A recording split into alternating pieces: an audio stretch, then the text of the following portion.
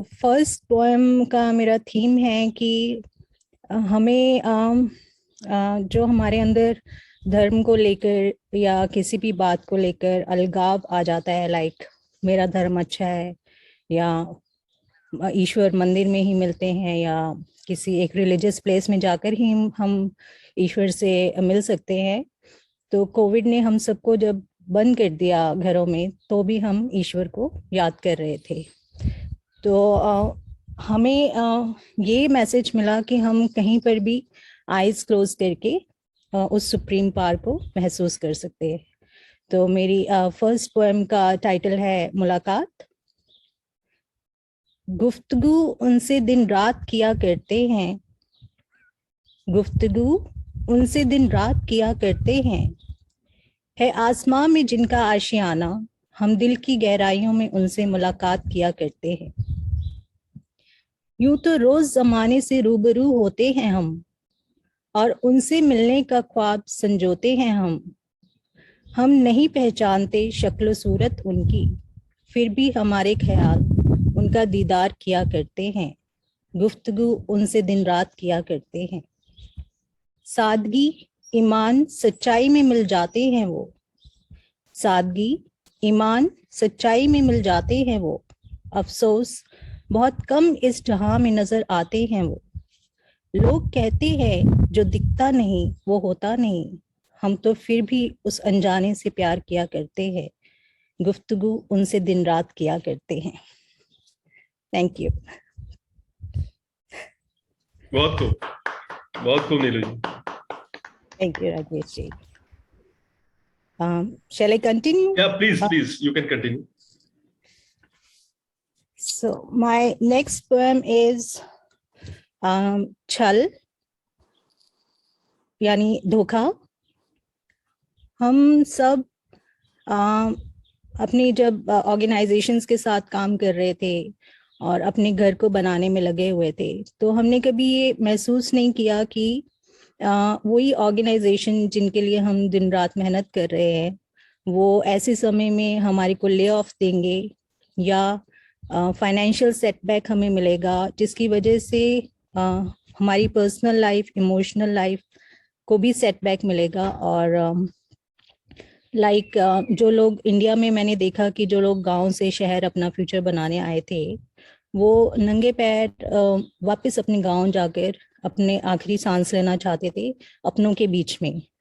तो उनको कहीं ना कहीं हर किसी को किसी न किसी एस्पेक्ट पे बिट्रेड महसूस हुआ या चीटेड महसूस हुआ। तो उसी के ऊपर मेरी जो नेक्स्ट पोएम है वो बेस्ड है, छल। हम सजा रहे थे तुम्हारे लिए जन्नत सी क्यारी, तुम कर रहे थे पीठ पीछे हमारे कफन की तैयारी। एतबार करना रब के बंदे पर आदत थी हमारी, जमीर मारकर जिंदगी जीना फितरत थी तुम्हारी। रोग था हमें वफा का, तुम्हें थी बेवफाई की बीमारी, तुम कर रहे थे पीठ पीछे हमारे कफन की तैयारी। अब तो खुश हो जाओ कि आंखें मूंद ली हमने, शुक्रिया मरने के बाद ही सही हमारी आंखें खोल दी तुमने। हम जिंदगी को गले मिलेंगे दोबारा, तुम हर लम्हा तरसना माफी को हमारी, तुम कर रहे थे पीठ पीछे हमारे कफन की तैयारी।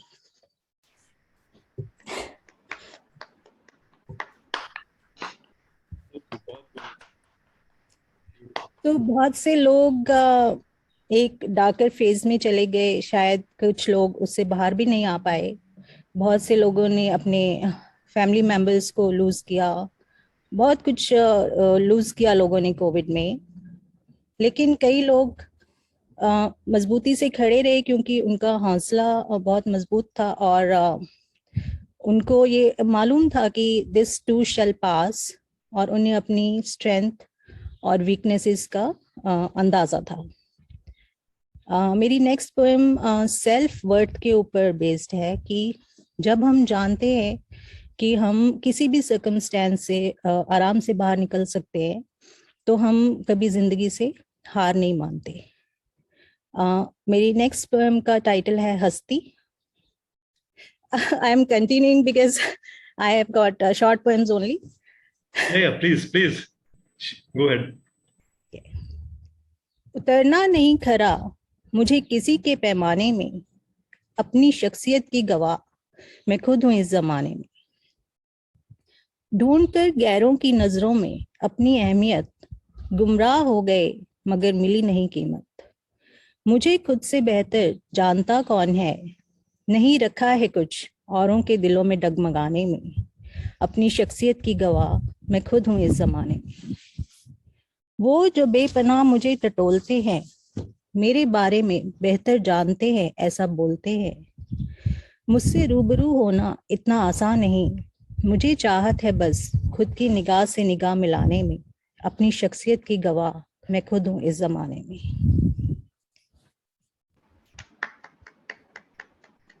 And my thank you so much. And my last poem is a communication of the supreme power with mankind.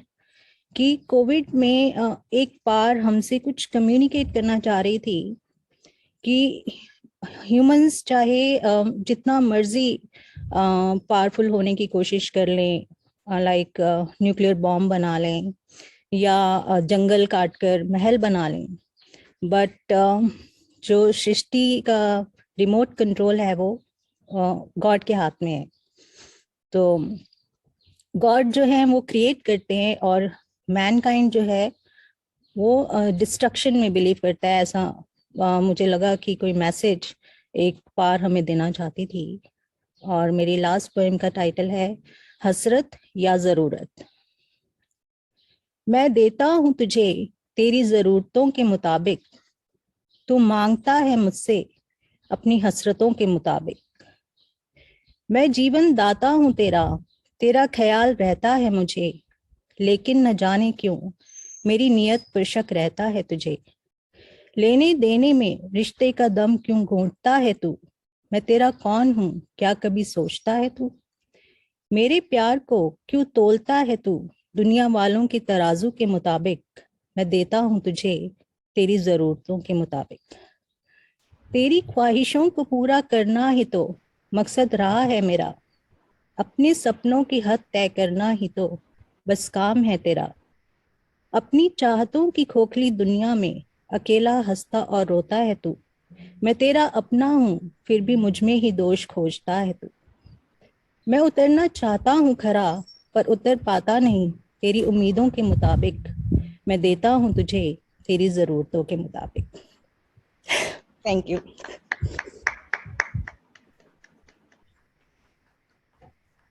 Amazing, amazing. Each and every poetry, I mean, quite amazing. Thank you so much Rajesh ji. Jaya ji, you are muted.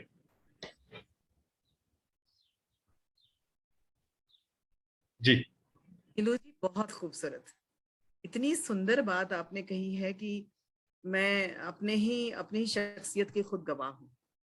This is the हासिल of today's session, अपनी शख्सियत की गवाह खुद हो जाना।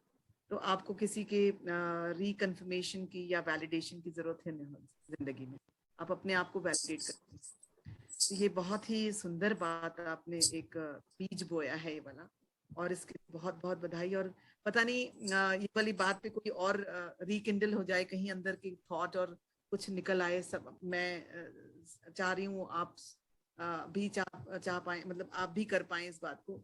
मुझे लगता है ये वाली बात आपने बहुत ही सुंदर ढंग से जी थैंक यू। और इतनी जो सेंसिटिविटी है आपकी वेरियस सब्जेक्ट्स कि आप डिविनिटी को भी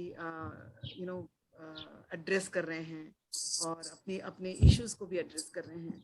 this is when you are a evolved soul, all these thoughts come to you, and then you have put into the words so beautifully, so beautifully. It strikes the right chord. Thank you so much. Keep writing, and then it's really amazing to have you here. And thanks Rajesh ji, and thanks everyone for this. Thank you. Thank you so much Jaya ji for your nice words. Madhu ji.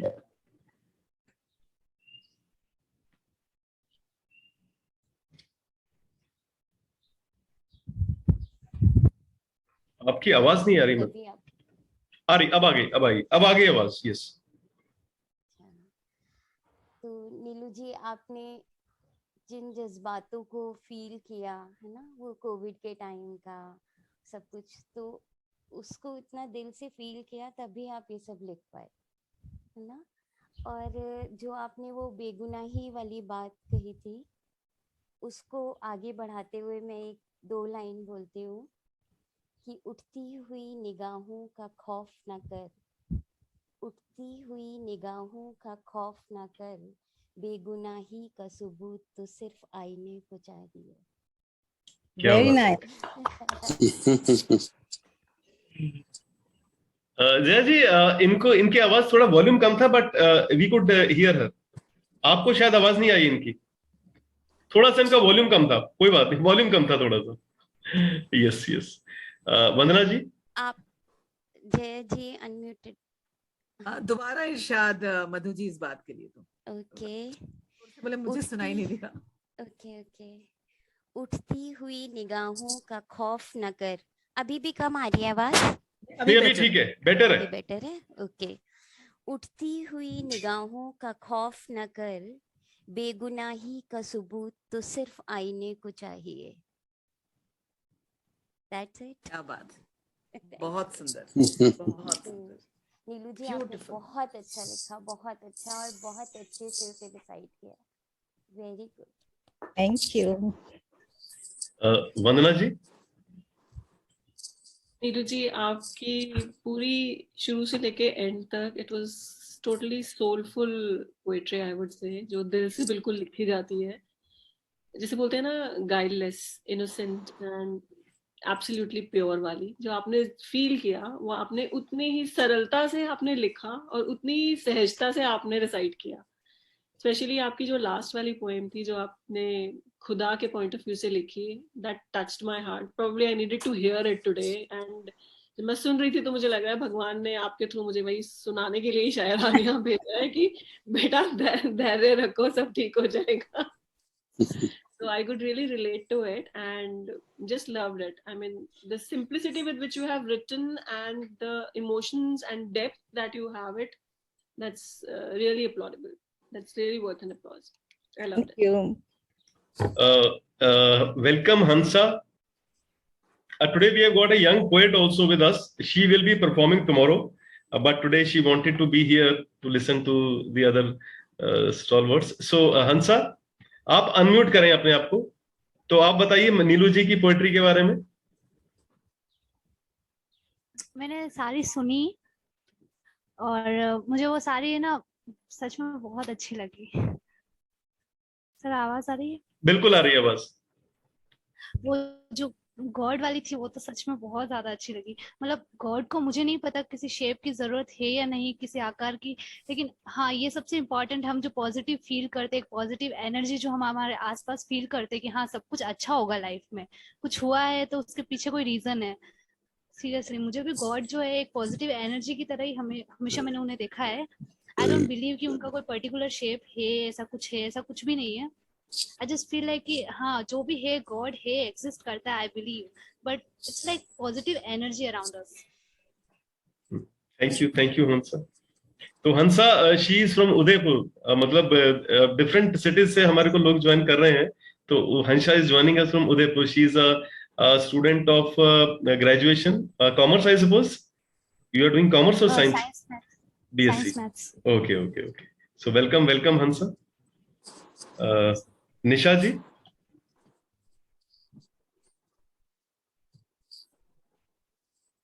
नीलू, मैं क्या बोलूं आपको, आपने इतनी खूबसूरती से जो खुदा और इंसान के बीच का फासला है वो पूरी तरह से कवर कर दिया।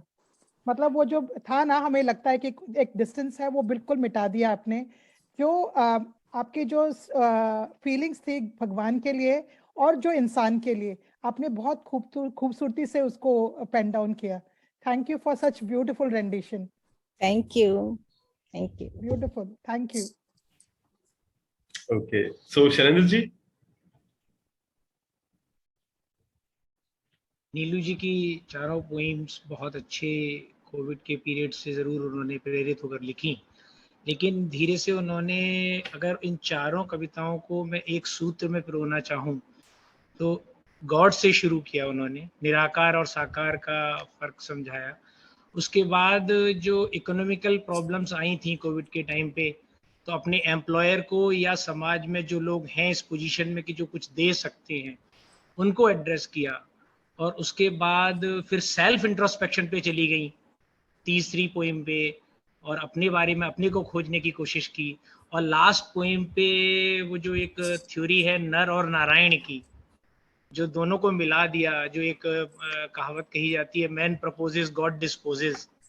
तो ऊपर वाला जो करता है, एक कहीं प्रवचन सुना था मैंने कि ऊपर वाला जो करता है वो हमेशा अच्छा करता है। वो हमारे लिए फॉर द टाइम बिंग अप्रिय तो हो सकता है कि हमें वो रुचिकर ना लगे, हमारे इंटरेस्ट में ना हो, लेकिन वो हमारे अहित में नहीं होता, वो हमेशा हमारे हितकारी होता है। ये हमें बाद में जाके समझ में आता है जी। तो ये चारों पोइम्स नीलू जी ने बहुत अच्छे से सुनाई, बहुत अच्छी चीज़ों को डिपिक्ट किया, उन भावनाओं को और उन इमोशंस को। ये वाकई में, और कुछ तो इतने भावुक हो गए थे एक टाइम पर तो कि इमोशंस ज़्यादा ही निकल के आ रहे थे।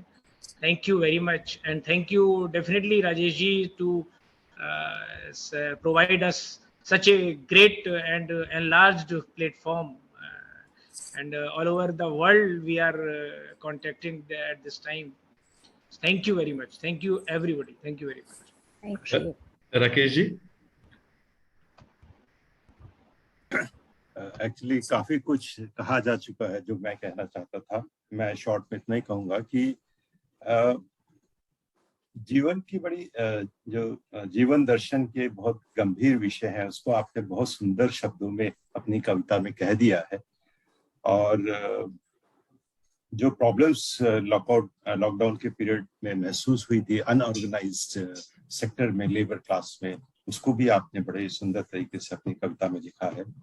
और मैं तो इमेजिन नहीं कर सकता था कि जो लास्ट पोयम है कि ऐसी भी पोयम बन सकती है क्या जिसपे गॉड कम्युनिकेट कर रहा है। मतलब अनबिलीवेबल है, बहुत शानदार थी। तो बहुत इतना मजा आया उस पोयम को सुनने में, और जो मैसेज कन्वे किया आपने उस पोयम के थ्रू बहुत ही बेहतरीन था।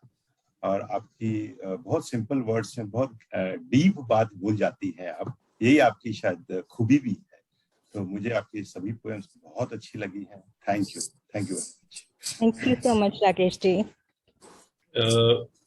Meghna is getting emotional as well as she is smiling. Rajesh ji आपको बड़ा पता चल जाता है। मैं सबको देखता रहता हूँ, मैं इसीलिए मैं रिकॉर्डिंग जो करता हूँ गैलरी व्यू में करता हूँ। I keep on looking at the emotions of everyone. कुछ छुपता नहीं है आपसे।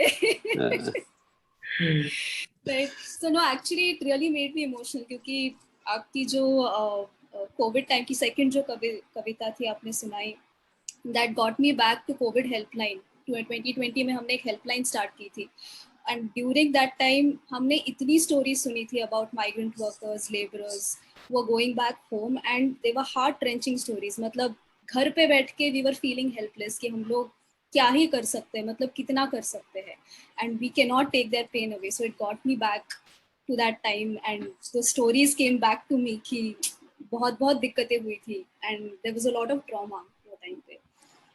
एंड योर थर्ड कविता जिसमें आपने सेल्फ वर्थ के बारे में लिखा बताया, तो I write a lot about anxiety क्योंकि मैं खुद I have high functioning anxiety, and that's something which directly hits self worth.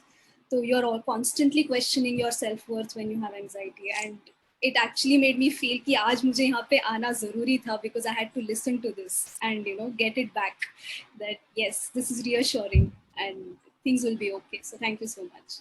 Thanks, Meghna. Thanks a lot.